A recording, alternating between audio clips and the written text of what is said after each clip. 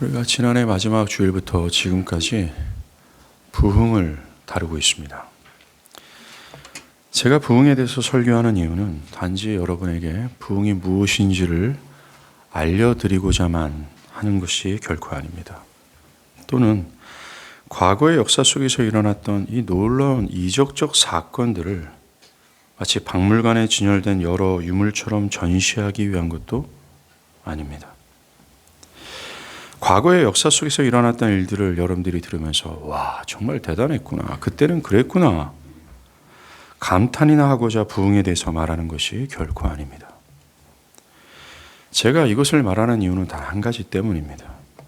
그것은 저와 여러분 그리고 모든 조국교회 현실이 이 부흥이 필요하기 때문입니다. 주께서 우리를 다시 살리시지 않는다면 지금의 현실이 너무나 암담하기 때문에 그렇죠. 우리가 부흥을 이야기하는 이유를 오늘 본문이 잘 설명하고 있다 저는 생각합니다. 오늘 본문의 에스라는 이스라엘의 영적인 현실의 비참함을 자각했습니다. 이스라엘의 일반 백성들뿐만이 아니라 하나님을 예배하고 이스라엘의 영적인 것을 관장해야 될 제사장들과 레위인들이 가나안 여자들과 결혼하게 된 사실을 들었던 것입니다. 절대로 일어나지 말아야 될 죄악들이 일어난 거죠. 하나님 중심을 가르쳐야 될 이 영적인 인프라마저도 타락하고 붕괴된 것입니다. 즉 이스라엘 백성들이 타락한 이스라엘 백성들이 다시 한번 회복되어지고 하나님께로 나아가 그 길마저도 차단되어지고 무너졌다는 이 사실을 에스라는 자각한 것입니다. 가나안 사람들과 철저히 분리가 되어 거룩한 백성으로서 그들과는 선을 긋고 살아가야 될 그들과 서로 섞여서 살아가고 있다는 것에 대해서 그는 통탄해하고 분노했습니다. 그 많은 사람들 중에 오직 이 에스라만 이스라엘의 영적인 비참한 현실을 자각했던 것입니다. 그는 이 죄악으로 하나님의 진노가 우리에게 임하여 있다.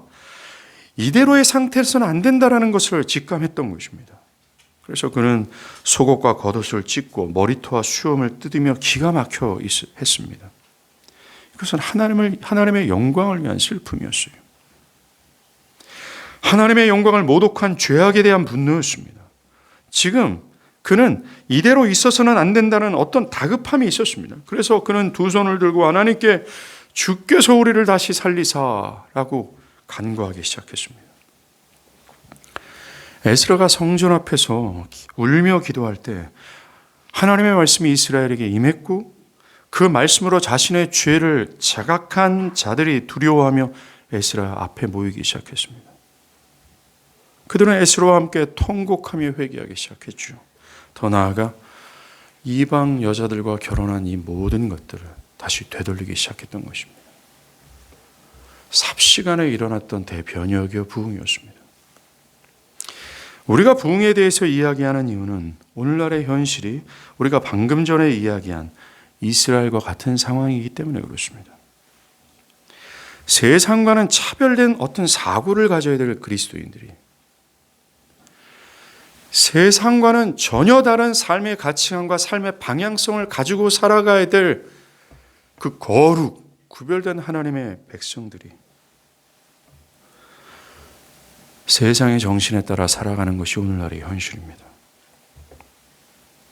분명히 하나님은 이 땅은 썩어질 것이라고 말하면서 영원한 것을 추구하며 살아가라고 우리에게 명령하셨건만 우리는 마치 영원한 것이 없는 것처럼 교회 안에 있는 사람들이 온통 영원한 것이 없는 것처럼 이 땅에 썩어질 것에 집중하며 그것을 집착하며 미치도록 그것을 위해서 살아가고 있는 것이 그때와 지금의 똑같은 현실이라는 겁니다. 더 큰 문제는 그런 우리들에 대해서 문제의식을 느끼지 못한다는 것입니다. 목사님, 그러면 어떡하란 말입니까? 라는 질문뿐입니다. 더 심각한 것은 그때 이스라엘 백성뿐만이 아니라 이스라엘의 백성의 영적인 인프라라고 말하는 레위인들과 제사장들이 영적으로 붕괴된 것처럼 오늘날 거룩해야 될 교회마저도 세상의 여러 정신들을 따라가고 있으며 세상의 정신이 교회에 깊이 들어와 있다는 것입니다. 오늘날은 그리스도인이 무엇인지, 즉 그리스도인은 어떻게 돼야 그리스도인이 되어집니까? 그리스도는 과연 무엇입니까? 또 교회는 무엇입니까? 이런 것에 대한 생각이 성경이나 옛 선조들과 이 가졌던 이 견해와 정신과 큰 차이를 보이고 있다는 것입니다. 뿐만 아니라 사람들은 자기의 생각에 따라 이 귀중한 진리를 스스로 판단하고 있습니다. 교회를 다니는 사람들과 기독교 신앙이나 그리스도인의 삶에 대해서 이야기할 때 우리가 놀라는 것은 각자가 생각하는 바가 다르다는 것입니다. 각자의 주장이 판이하게 차이점을 보이고 있다는 것입니다. 그것이 성경에서 말하는 것과 너무나도 크게 벌어져 있음에도 불구하고 사람들은 각자의 주장에 대해서 별로 별 문제의식을 느끼지 못하고 있는 것이 현실이죠. 왜 그럴까요? 그것은 하나여야 할 진리, 확고부동해야 될 진리가 결핍되어 있기 때문에 그렇습니다. 기독교의 생명은 진리로 말미암아 비롯되는데, 즉 기독교의 모든 것, 그가 변화되는 것, 그가 영적으로 죽은 상태에서 살아나는 것, 교회가 교회다워지는 것, 이 모든 것의 원천, 뿌리는 진리여야 합니다. 모든 것이 진리로 말미암아 비롯되는데 이 진리가 결핍되어 있다는 것은 곧 영적인 생명이 결핍되어 있다라고 말씀드릴 수 있는 것입니다. 이 진리의 결핍으로 사람들은 옛 선조들이 가지고 있었던 본래의 생명력을 잃어버렸습니다. 그때와 지금의 영적인 생명력은 너무나 큰 차이를 보이고 있다는 겁니다. 그들이 보였던 하나님을 향한 무서운 확신들, 그들이 보였던 하나님을 향한 뜨거운 사랑으로 말미암아 나타나는 하나님을 사랑으로 말미암아 나타나는 그 어떤 삶의 모습들이 너무나 큰 차이를 보이고 있다는 거예요. 제가 한 20년 전이죠. 전도사 시절 때 청년들을 데리고 소그룹 성경 공부를 하고 있을 때 한 청년이 이런 얘기를 했습니다. 전사님,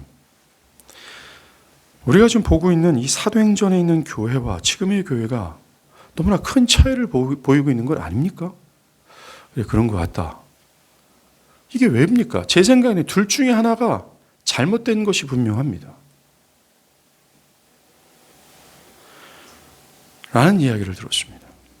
믿음의 선진들이 우리를 놀라게 하는 것은 그들이 알았던 하나님의 크심이에요.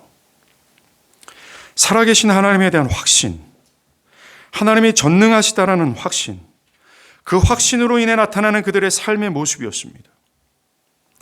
그들이 성경을 통해서 보여주는 하나님의 위대하심 앞에서 우리가 얼마나 하나님을 모르고 있는지에 대해서 탄식하게 됩니다. 오늘날 교회의 가장 큰 비극이 뭡니까?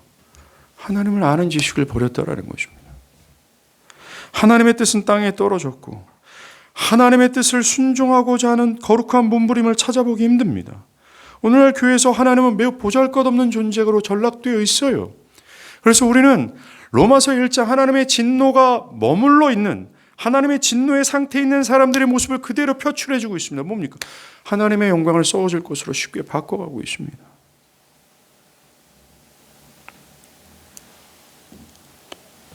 그래서 우리가 부흥을 말하는 것입니다. 성경과 교회 역사 속에서 나타났던 부흥이 이 시대에 필요하기 때문에 그렇습니다.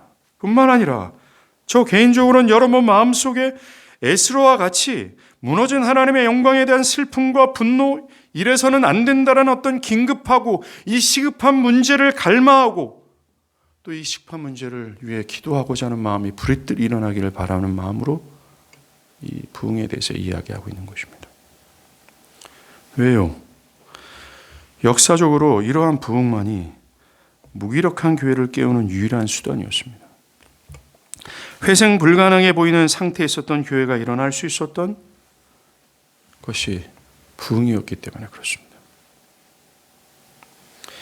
우리 자신을 성경이나 이 교회 역사와 비교 시험해 보고 우리 자신의 진실한 영적 상황을 알게 되면 우리가 느끼는 난제는 우리가 가진 어떤 능력으로 이 난제를 해결할 수 없다라는 것을 깨닫게 된다는 거예요. 그리고 곧장 하나님께서 무언가 해주지 않으면 우리는 무엇도 할 수 없습니다. 하나님께서 우리에게 무언가를 해주지 않으면 우리는 결코 살아날 수 없다. 이 호소를 하게 될 수밖에 없다는 거예요. 제가 여러 차례 말씀드린 것처럼 17, 18세기 부흥의 시절 설교 강단에 섰던 설교자들은 이 강단을 치며 갑자기 설교하다가 설교를 멈추고 두 손을 번쩍 들어 이렇게 소리쳤다고 얘기해요. 하나님이여 지금 무언가 해 주시옵소서라고요. 제가 존경하는 로이드 존스 목사님마저도 20세기 한참 설교할 때 그는 갑자기 회중들을 바라보며 가슴을 답답해하는 가슴으로 외쳤다고 얘기합니다. 하나님의 뭔가 지금 해 주시옵소서라고 말합니다.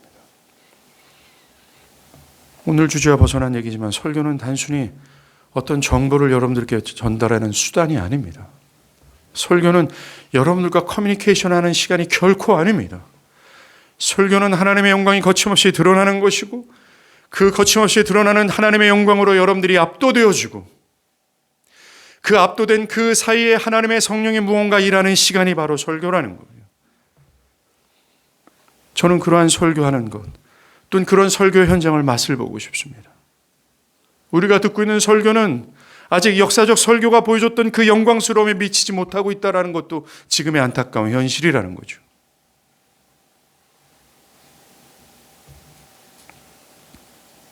에스라처럼 우리가 이 조국 교회의 현실을 분명하게 깨닫게 된다면 우리는 이 부흥이야말로 현재 기독교에 있어서 교회의 사활을 건 가장 중요한 문제임을 깨달을 수밖에 없다는 거예요. 19세기 강해 설교자였던 알버트 반즈는 신앙을 고백하는 그리스도인들 전체가 하나가 되어서 부흥이 존재한다라는 사실을 인식하고 그것을 간절히 바라게 되는 그날은 교회 역사에 있어서 새로운 세대를 열 것이며 오순절에 나타나는 것과 같은 능력의 나타남을 예고하는 날이 될 것이다 라고 말했습니다. 정말 그렇습니다. 오늘날의 문제는 그리스도인 대부분이 부흥이 존재한다는 사실을 모른다는 겁니다. 그뿐만이 아니라 부흥을 갈망해야 한다는 필요성을 느끼지 못하는 점이 있다는 거예요. 부흥을 거의 이야기조차 하지 않고 또 생각조차 하지 않고 있습니다. 너무나 많은 그리스도인들이 성령의 광범위한 부으심으로 한 세대의 교회가 옛 교회처럼 활력을 되찾을 수 있다는 확신을 하지 못하고 있다는 거예요. 정말 이 시대가 100년 전에 200년 전의 교회 시대처럼 그렇게 보이지 않는 성령의 강한 능력으로 살아날 것이다라고 기대하지 않을 뿐만 아니라 그것을 확신하지 못하고 있다는 거죠. 불신입니다. 그도 그럴 것이 나 자신이 옛 선조들처럼 진리에서 나타난 성령의 능력으로 변화를 경험하지 못했는데 어찌 그 거시적인 부흥을 기대할 수 있겠어요?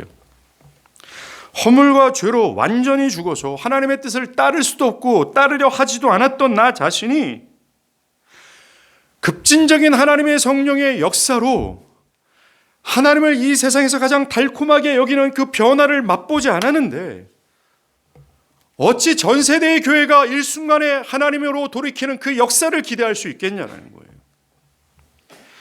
바울이 에베소 1장 19절에 에베소 교회를 향해서 이렇게 기도했잖아요. 나는 니들이 이걸 알기를 바래 라고요. 그가 기도했던 게 뭡니까? 그가 에베소 교인들이 알기를 바랬던 간절한 소원이 뭐예요? 믿는 자들에게 베푸신 지극히 크신 하나님의 힘과 유력 아니겠어요? 한 영혼을 구원하는 데 있어서 천지를 창조하시는 하나님의 강력한 힘, 그게 너희들 안에 발휘했는데 그 발휘된 너의 그 힘을 너희들이 알기를 바란다 라고 바울은 말했습니다. 예, 맞아요. 한 영혼이 회심하고 거듭날 때 이 힘은 우리 영혼 안에 발휘됩니다. 이 강력한 힘의 유력을 경험하지 않았는데 어찌 하나님의 크신 능력을 감지할 수 있으며 하나님의 그 힘의 위력을 어찌 상상할 수 있겠습니까? 부흥을 기대할 수 있는 기초는 두 가지예요. 완전히 죽어있는 자신에 대한 올바른 지식과 그런 자신을 초자연적인 능력으로 살리시는 성령의 능력을 경험적으로 확신하는 그것입니다. 이것이 기초가 되어야 돼요. 내가 에스겔 골짜기에는 마른 뼈다귀와 끄는 자, 살아나기는 절대로 불가능하며 나의 심령은 도저히 하나님의 명령 한마디면 기쁨으로 순종할 수 없는 완전히 죽어있는 존재구나 라는 사실을 아는 지식. 그런데 그런 나를 하나님의 강한 능력으로 하나님의 군대를 삽시간에 만드신 이 하나님의 능력을 경험적으로 아는 것, 이 기초예요. 살아날 때, 다시 살아날 때 깨닫게 되는 자신의 비참한 현실과 함께 나타나는 이 영적인 시야의 눈뜸. 이 현실을 눈에 보이는 현실로 판단하는 것이 아니라 그 뒤편에 있는 영적인 세계를 볼 수 있는 그 영적인 시야.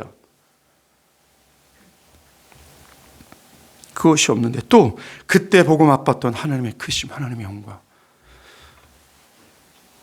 그 통해서 하나님을 향한 무서운 확신, 이것이 없는데 어찌 죽어있는 현재의 교회가 광범위한 성령의 부으심으로 거시적인 부흥이 일어날까? 어떻게 기대할 수 있겠습니까? 이처럼 우리가 부흥을 갈망하지 못하는 첫 번째 이유는 어찌할 수 없는 불신입니다. 둘째로 우리가 부흥을 불신하는 이유는 우리가 너무나 자기중심적이기 때문입니다. 너무나 자기중심적이어서 사람들은 자기들의 범주에만 국한되어 있고 자신의 영역 밖에서는 어떤 생각이 활동되지가 않는 겁니다. 오직 나만을 생각하고 나의 것만을 바라보고 나의 다른 것은 전혀 의식하지 않습니다.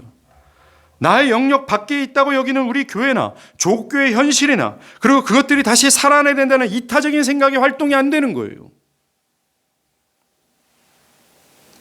오직 내가 먹고 사는 것, 내가 누려야 하는 것, 나의 문제, 나의 보완점에만 집중할 뿐입니다.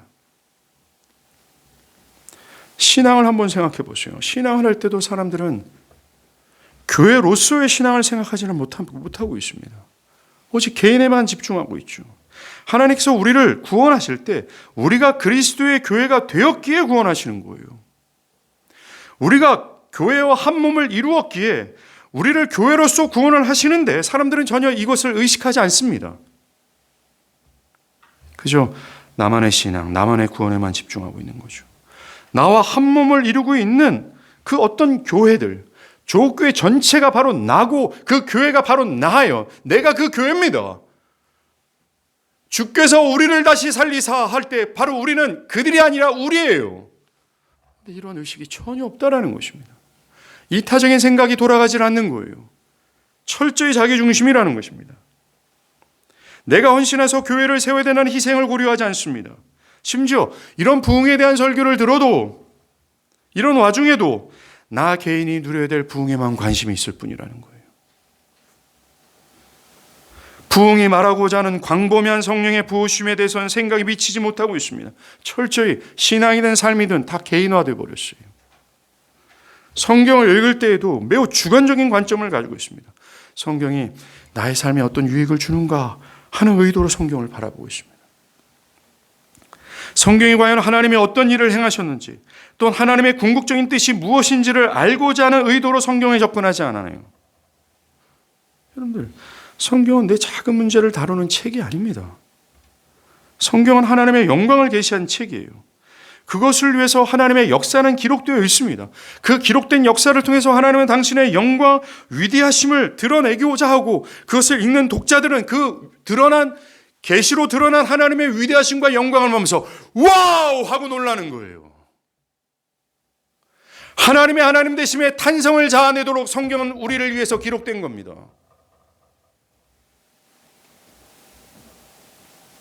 그런데 사람들은 성경을 보면서 하나님의 위대하심을 보려고 하지 않습니다. 자신의 작은 삶에만 집중할 뿐이죠. 이와 같이 우리 모두는 개인화되어 있습니다. 도대체 나와 가까운 사람들에 대한 생각이 들어오지가 않아요. 이것이 우리가 부흥에 대해 무관심하고 또 갈망하지 여러분, 부흥은 이타적인 영역입니다. 눈을 들어 시대를 바라볼 수 있어야 돼요. 나의 영역을 뛰어넘어 시대의 교회의 현실을 볼 수 있어야 합니다. 에스라처럼 나 자신과 자신의 공동체, 조국교회의 현실을 제대로 인식하는 것이 필요한 거예요. 자, 우리가 지금까지 살핀 부흥이 뭡니까? 그것은 한 세대에 성령의 강력한 부어주심으로 교회가 비상한 하나님의 임재를 느끼는 위대한 시절을 부흥이라고 얘기합니다. 교회와 신자들이 가져야 될 본래의 영광과 생명력을 되찾고 활기차지는 거예요. 이 모든 것은 성령의 부어주심으로 되어진 결과입니다. 안타깝게도 우리는 오늘날 어떤 예배당 문을 열고 들어갔을 때, 어떤 예배당이 예배당으로 들어간다 해도 이런 활기참을 경험할 수 없다라는 것입니다. 대부분의 교회는, 우리 교회는 그 활기참이 있습니다. 우리 교회는 그 생명력이 있습니다라고 얘기합니다. 그러나 그렇지 않은 현실이 오늘날입니다. 예배당을 열고 들어가다 할지라도 이 활기와 생명력을 느낄 수 없는 것이 바로 지금의 시대입니다. 그런데 부흥은 그렇지 않아요. 어떤 예배당 문을 들고 들어가도, 그 어디 교회를 들어가도 이 생명력과 활기를 맛볼 수 있습니다. 이 모든 것은 성령의 부어주심의 결과였어요. 성령이 광범위하게 부어질 때 나타나는 보편적인 특징이 있습니다. 이 특징은 어김없이 한 개인이 살아날 때에도, 한 개인이 참된 구원을 얻는 것과 얻을 때에도 일치된 원리라는 거예요. 그 어김없는 원칙은 부흥의 시기에 사람들이 영적인 것을 인식하기 시작하며 전에 없었던 영적인 감각을 갖게 된다는 것입니다. 전에도 익히 들어왔던 기독교의 모든 교리들이 알고 있었던 수많은 성경의 지식들이 있어요. 그런데 성령이 부어지자 그 전에 알고 있었던 그것들이 마치 처음 안 것처럼 느껴지는 겁니다. 죄, 구원, 십자가, 회개. 이건 너무나 우리에게 익숙한 것이었습니다. 다 알고 있다고 느꼈는데 성령이 어떤 개인에게 또 광범위하게 부어질 때 사람들은 그것을 이제야 내가 이것을 알았다 할 만큼, 그리고 그전엔 내가 몰랐구나 할 만큼 새로운 감각을 갖게 된다는 거예요. 마치 욥이 내가 주께 대하여 귀로 듣기만 하였사오나 이제는 눈으로 주를 배웠나이다 라며 성경의 가르침과 교리, 그리고 자신이 알고 있던 구원, 십자가, 영생, 천국, 하나님과 관련된 이런 영적인 것들에 대한 새로운 감각을 느끼는 겁니다. 그것을 알 뿐만 아니라 그것의 가치와 능력을 느끼는 거죠. 조나나 에드워드가 경험한 것처럼 그 전에 없었던 새로운 감각과 인식으로 하나님을 내가 알게 되었다라고 하는 것입니다. 이건 저의 경험이기도 합니다.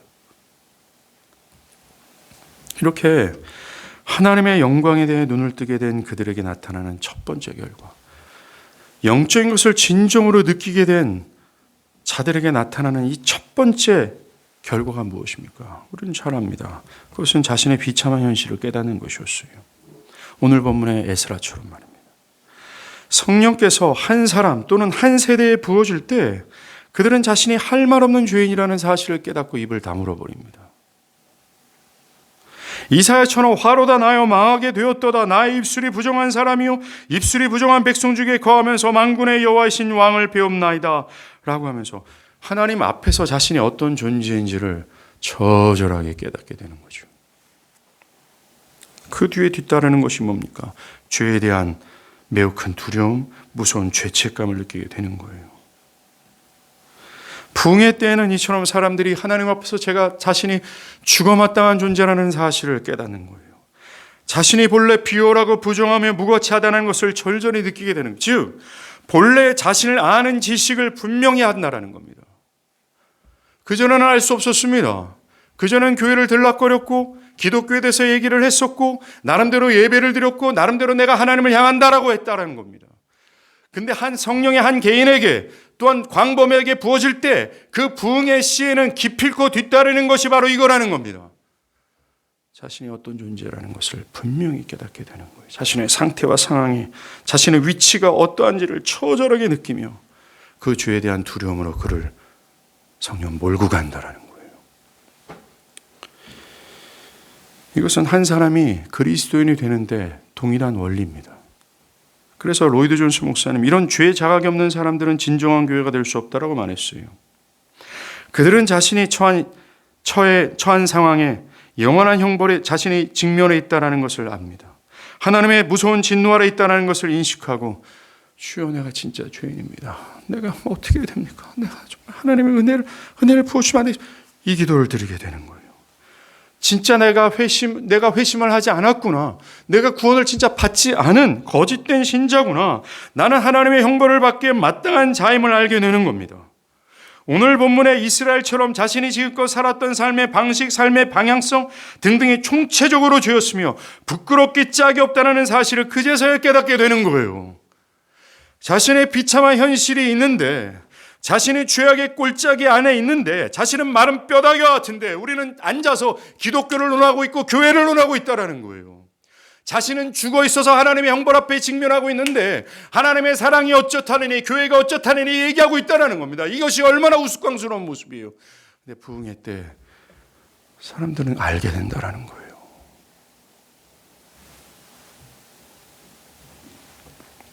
정말 성령이 죄를 깨닫게 하시는 역사를 경험하게 됩니다. 큰 슬픔과 두려움이 며칠 또는 몇 주 또는 몇 달씩 그대로 이끄는 것입니다. 이 사람은 지금보다 더 나아져야 된다는 긴박한 마음으로 하나님의 은혜를 진짜 호소하게 돼요. 자신의 삶의 주된 화두는 살고 싶어지는 것입니다.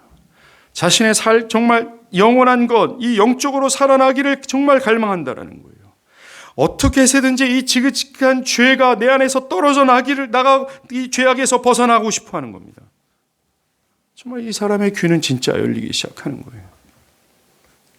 그리고 주의 말씀이 무엇이라고 말씀하는지를 들을 수 있게 되는 겁니다. 그런 과정 속에서 그들은 그리스도 안에서 행하신 하나님의 사랑을 조금씩 알아가게 됩니다. 그 전에 분명히 알았어요. 모르는 것이 아닙니다.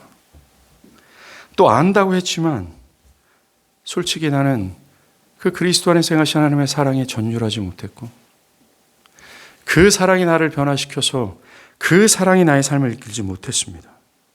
그런데 이때야 비로소 그리스도의 죽으심과 그것을 통해 드러난 하나님의 사랑에 대해 진짜 알게 되는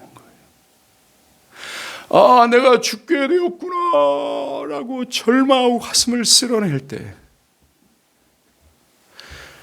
새로운 영적인 감각과 함께 죄의식이 제대로 찾아올 때,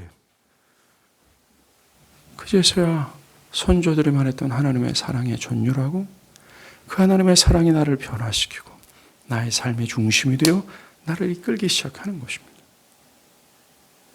이 하나님의 사랑이 단순한 이론이나 지식이 아니라는 걸 느끼게 되는 거예요. 하나님의 세상을 이처럼 사랑하사 독생자를 주셨으니 이는 저를 믿는 자마다 멸망치 않게 될 거다 라는 이 말씀을 분명히 알았음에도 불구하고 그 안에서 나오는 은혜를 경험하지 못했어요. 그런데 갑자기 그 모든 것이 그들에게 인식되어지고 형언할 수 없고 이해할 수 없는 사랑이 그들에게 밀려오는 겁니다. 정말 로마서 5장 5절에 우리에게 주신 성령으로 말미암아 하나님의 사랑이 우리의 마음에 부음받으니 말씀처럼 그에게 막 성령이 부어질 때 그와 함께 하나님의 사랑과 부어지는 겁니다. 놀라는 거죠. 하나님의 사랑에 대해서 몰랐던 게 아니에요. 결코 알고 있었습니다. 수천 번 들었어요. 그럼에도 불구하고 그 전에 알았던 것과는 전혀 다른 차원이 되어버리는 겁니다. 이들은 그리스도께서 자신을 위해서 진짜 죽었구나. 어떻게 나 같은 것을 위해서 죽을 수 있지? 왜 날 위해서 죽었지? 왜 나를 사랑하지? Why? 그래서 그의 죽으심으로 자신이 구원받았다라는 것. 이 그리스도의 죽음의 의미가 얼마나 경이롭고 놀라운지를 진짜 알게 되는 거죠. 그리고 확신으로 나아갑니다. 나 같은 것을 위해서 그리스도가 죽으셨다라는 사실에 몸둘 바를 모르며 하나님과 관련된 모든 것을 사랑하기 시작하는 겁니다. 바울처럼 예수를 아는 지식으로 인해 다른 모든 것을 배설물처럼 여기는 거죠. 세상과 단절되어지는 겁니다. 이제 거룩하게 되는 거죠. 이것이 기독교가 말하는 구원이요 생명이며 살아나는 것을 뜻하는 겁니다. 부흥은 이 살아남이 거대하게 확장되는 겁니다. 심지어 내가 누군가에게 구체적으로 교리를 설명하지 않았다 할지라도 매우 단편적인 지식을 그에게 전달했음에도 불구하고 그들은 이 살아남을 경험한다는 거예요. 놀랍고 경이로운 일들이 벌어진다는 것입니다. 이렇게 하나님의 사랑을 알게 된 사람은 복음에 완전히 사로잡히게 돼요. 나를 살리신 이 복음에 대해서 가치와 생명을 느끼게 되는 겁니다. 만약 어떤 사람하고 막 내기를 해요. 학교에 있는 사람이든 가족들이 누군가를 막 얘기할 때 그들의 최대의 관심사는 복음이며 복음이 초점이 되고 복음만 나누고 싶어 하는 겁니다. 빨리 자신이 맞던 이 경이로운 생명을 그들도 알기를 바라는 마음으로 누구를 만나도 이걸 전하고 싶은 거예요. 직장 동료를 만나도 말입니다. 이들은 함께 모여 복음을 말하고 함께 모여 얘기하며 복음을 듣기를 소망합니다. 매일 하나님을 찬미하고 기도합니다. 이들이 기도하는 이유가 뭐예요? 이 경이로운 역사가 우리뿐만이 아니라 온 국토에 더 확장돼서 나타나기를 바란다는 것입니다. 그래서 이들은 기도했어요. 뿐만이 아니죠. 이들은 특별히 자신의 가족에 대해서 심각한 관심을, 진지한 관심을 기울이게 됩니다. 내 형제 자매, 아내와 남편, 자녀와 부모가 그리스도 밖에 있는 줄을 모른 채 살아가는 이 영혼들에 대한 심각하고 진지한 관심을 기울이게 된다는 거예요. 이대로는 안 된다라는 어떤 긴급한 마음을 갖게 된다는 겁니다.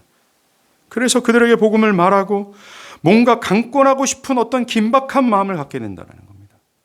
여러분 이번 명절에 집에 갔다 오셨죠? 가족들을 보면서 여러분들은 뭐라고 말했습니까? 조나단 에드워즈는 자신이 경험한 부흥을 이렇게 기록합니다. 이 역사는 금방 그 마을을 영광스럽게 바꾸어 놓았다. 그 부흥이 일어난 그 마을은 하나님의 임재로 충만한 것처럼 보였다. 그전에는 그때처럼 사랑이 충만하거나 기쁨이 충만하거나 그처럼 비통함으로 충만한 적이 없었다. 거의 모든 집마다 하나님의 임재를 나타내는 주목할 만한 표징이 보였다. 가정 식구들마다 자기들에게 찾아온 구원으로 말미암아 기쁨을 누리고 있었다. 부모들은 자기 자녀들이 거듭난 것을 즐거워하고 있었고 남편들은 자기 아내가 거듭나고 아내들은 자기 남편이 새로 태어나는 것을 기뻐하고 있었다. 공적으로 모이는 모임은 아름다웠다. 회중들은 하나님께 예배를 드리면서 살고 있었다. 누구나 공적인 예배에 참여하는 일에 전력했다. 거기에 참석한 회중들은 누구나 젊은 목사의 입에서 나오는 말씀에 열심히 들었다. 모여서 하나님의 말씀이 전파되면 때때로 눈물을 흘리곤 했다. 어떤 사람들은 슬퍼하며 비통해하며 울었고 어떤 사람들은 기쁨과 사랑에 겨우 울었고 어떤 사람은 자기 이웃들의 영혼에 대한 연민과 관심으로 울었다. 우리가 기억할 것은 이 부흥에 나타나는 이런 모든 결과들, 하나님께서 행하시는 그분의 역사의 원리는 결코 달라지지 않았다라는 거예요. 한 개인이 살아날 뿐만 아니라 한 세대의 교회가 다시 살아날 때 나타난 하나님의 역사는, 성령의 역사는 지금까지 우리가 본 것과 같은 원리가 뒤따른다는 겁니다. 뭡니까? 하나님에 대한 새로운 감각과 영적인 것에 대한 새로운 인식, 여기서부터 출발한 죄에 대한 자각, 하나님을 사랑하고 이웃을 사랑하게 되는 것, 세상을 버리고 거룩을 향하는 것, 복음을 사랑하게 되는 것까지 2000년 전에도 200년 전에도 그리고 지금 이 시대에도 똑같은 원리가 뒤따른다라는 거예요. 시간이 흐를수록 하나님의 역사가 그 시대에 맞게 변형되거나 변천되지 않았다라는 것을 명심하길 바랍니다. 왜 그래요? 그때의 사람이든 지금의 사람이든 똑같기 때문에 그렇습니다. 똑같이 강팍하고 똑같이 무감각하고 아니 그것보다 더 타락하고 더 강팍하면 강팍하지 변화된 것이 없기 때문에 그래요. 그래서 성령이 부어줄 때 그때와 같이 그들은 죄를 자각해야 하며 그때보다 지금 더 하나님의 깊고도 놀라우신 사랑을 느낄 수밖에 없다는 것이 논리적일 수밖에 없다는 것입니다. 이 원리는 동일하다는 거예요. 그때의 교회가 살아난 것처럼 지금의 교회도 동일한 원리가 뒤따른다는 겁니다. 그때의 하나님과 지금의 하나님이 동일하시기 때문에 그래요. 여러분들 방금 말한 로마서 5장 5절의 말씀처럼 성령이 우리에게 부어질 때 하나님의 사랑도 동일하게 부어지잖아요. 이것은 영원불변한 진리입니다. 시대가 변화하고 변천된다고 해서 이것이 사라지거나 어떤 비틀어지거나 뒤틀리지 않는다는 거예요. 또한 하나님을 사랑하고 이웃을 사랑하는 율법의 말씀이 영원하기 때문입니다. 그러하게 하나님의 역사의 원리는 똑같아요. 절대로 비껴나가지 않는다는 것입니다. 그러하기에 우리는 성경과 교회 역사 가운데 일어났던 이 놀라운 일을 지금도 기대할 수 있는 것입니다. 어떤 사람들은 목사님 21세기에 살아가는 우리들에게는 그런 게 아니라 좀 더 세련되고 조용하며 현대적인 어떤 역사가 필요합니다 라고 말합니다. 그때는 그렇게 역사했지만 모든 것이 발전된 지금은 또 다른 형태의 역사가 될 것이라고 생각합니다.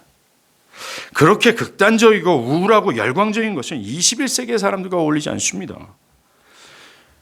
그렇게 급진적이고 그 현장에 나타나는 열매보다는 약간은 부드럽고 약간은 멜랑꼴랑한 뭔가 희미한 뭔가가 있어도 되는 것 아닙니까? 라고 얘기합니다. 기독교에 대해서 전혀 모르는 소리입니다. 하나님이 누군지를 전혀 모르는 것입니다. 하나님의 어떤 시대나 상황, 어떤 분위기를 전혀 아랑곳하지 않고 당신의 역사를 펼치시는 분이십니다. 먼저 이 말씀을 들으면서 여러분들이 진짜 살아나는지를 보십시오. 여러분들이 진짜 참된 구원을 받았는지를 보십시오. 자, 우리 마지막으로 생각할 것이 있습니다. 그렇다면 하나님은 왜 이런 부흥을 우리에게 허락하실까라는 거예요. 왜 이렇게 갑작스럽고 웅장한 역사를 왜 버리시는가? 그 목적은 이겁니다. 첫 번째, 교회 밖에 있는 사람들 때문에 그래요. 교회 밖에 있는 사람들에게 하나님의 영광과 능력을 거침없이 드러내시기 위함입니다. 그것으로 교회 밖에 있는 사람들이 하나님을 그동안 조소하고 조롱했던 그들이 놀라워하고 하나님의 위엄을 또 유압감을 느끼도록 하기 위함이라는 겁니다. 그래요. 우리가 부흥을 구하고 있는 1차적인 이유는 교회에 사람이 많아지는 것이 아닙니다. 현저하게 훼손되어 있는 하나님의 영광이 있어요. 조롱 섞이는 말로 손가락질하고 있어요. 하나님의 영광에 대해서. 이 사회 전체가 그렇습니다. 우리가 부흥을 구하는 첫 번째 이유는 훼손된 하나님의 영광이 다시 드러나서 하나님의 영광을 향해서 조롱하고 조속긴 비웃음을 하고 있는 사람들에게 아, 하나님이 있구나 라는 것을 다시 느끼도록 하기 위함이라는 것입니다. 사랑하는 여러분, 오늘 본문에 에스라가 왜 그토록 슬퍼하고 마음을 찢으며 분노했어요? 다른 것이 아닙니다. 하나님의 영광 때문에 그랬어요. 그는 하나님의 훼손된 영광 때문에 가슴을 찢었습니다. 이스라엘, 그것도 제사장 레위인들이 하나님의 율법에 불순종함으로 하나님을 모독한 그것에 대해서 그는 슬퍼했고 분노했습니다. 그것으로 인해 그 이스라엘 백성들의 꼴을 보면서 이방 사람들이 아, 하나님 아무것도 아니구나. 하나님은 여러 이방신들 중에 하나일 뿐이구나 라고 하면서 하나님을 업신여겼던 그 하나님이 그토록 취급받는 것에 대해서 그는 분노하고 슬퍼했다라는 거예요. 이것이 에스라가 부흥을 강구했던 이유였습니다. 사랑하는 여러분, 여러분은 하나님의 이름이 망령되이 일컬어지고 욕되게 일컬어지는 것에 슬퍼합니까? 경건치 않은 시대에 살고 있는 것이 여러분을 슬프게 합니까? 교회를 향한 사람들의 조롱을 들으며 하나님의 영광이 훼손된 것을 보며 여러분 분노하고 계십니까? 그래서 다시 하나님의 영광이 이 사회에 거침없이 드러나 그들의 입술에서 오, 여호와가 하나님이구나 라는 말을 듣기를 바라고 계십니까? 우리가 부흥을 간구하는 이유는 다시 이 사회에서 하나님의 영광이 높여지고 그 영광이 나타나는 것을 보고 싶었기 때문에 그래요. 우리 인생에 단 한 번만이라도 긴 기간이 아니더라도 잠시 짧은 기간만이라도 교회에 있는 사람뿐만 아니라 교회 밖에 있는 사람들도 하나님을 업신여기고 하나님을 조롱하고 있는 이런 현실 속에서 하나님의 영광이 갈기갈기 찢겨져 있는 이 현실이 정말 뒤집혀져서 교회 안에든 교회 밖에든 모든 사람들이 하나님을 경외하고 아, 하나님이 진짜 있구나, 하나님의 위압감을 느끼는 역사를 한 번만 모르고 바라보고 싶어서 부흥을 간구하는 거예요. 이것이 없이는 하나님의 영광이 이 땅 가운데 드러날 길이 없기 때문에 그렇습니다.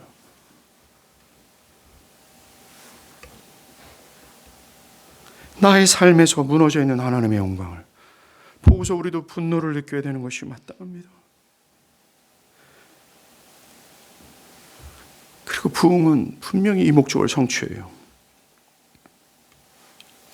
교회 밖에 있는 사람들이 하나님의 위대하심과 살아계심을 느끼기 시작합니다. 교회 안에서 어떤 일이 벌어지고 있다는 것을 듣기 시작하는 거죠. 그들은 분명히 알 수는 없지만 뭔가 어떤 것을 느끼기 시작합니다. 현재 이 대한민국의 교회 안에 어떤 일이 벌어지고 있다는 사실에 대해서. 코로나 2년이죠. 이 2년은 사회가 교회를 조롱하고 완전히 무시할 수 있는 충분한 시간이었습니다. 지금 사회는 교회를 조롱하는 것을 넘어서 사실 교회의 존재 자체에 대해서 무관심하기 시작했어요. 이때 필요한 것은 100년 전에 나타났던 하나님의 능력이에요. 광범위하게 성령이 부어주시는 것입니다. 사랑하는 여러분, 여러분이 부흥을 갈망하지 않으면 누가 부흥을 갈망하겠습니까? 교회가 부흥을 하나님께 구하지 않으면 세상에 어떤 단체가 부흥을 구하겠습니까? 우리는 마땅한 책임감을 가져야 되겠죠. 하나님께서 부흥을 주시는 두 번째 목적은 교회 때문입니다. 부흥은 세상을 위할 뿐만 아니라 교회를 위해서도 중요한 역사예요.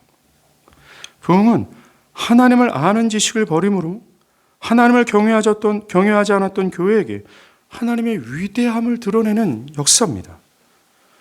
교회가 무엇이에요? 우리가 지난주일 오후 예배 때 사도행전을 보면서 교회가 무엇인지를 잠깐 거론한 적이 있습니다. 교회가 뭐예요? 사람들의 모임입니다. 그런데 다른 사람들의 모임과 교회는 분명한 차이가 있습니다.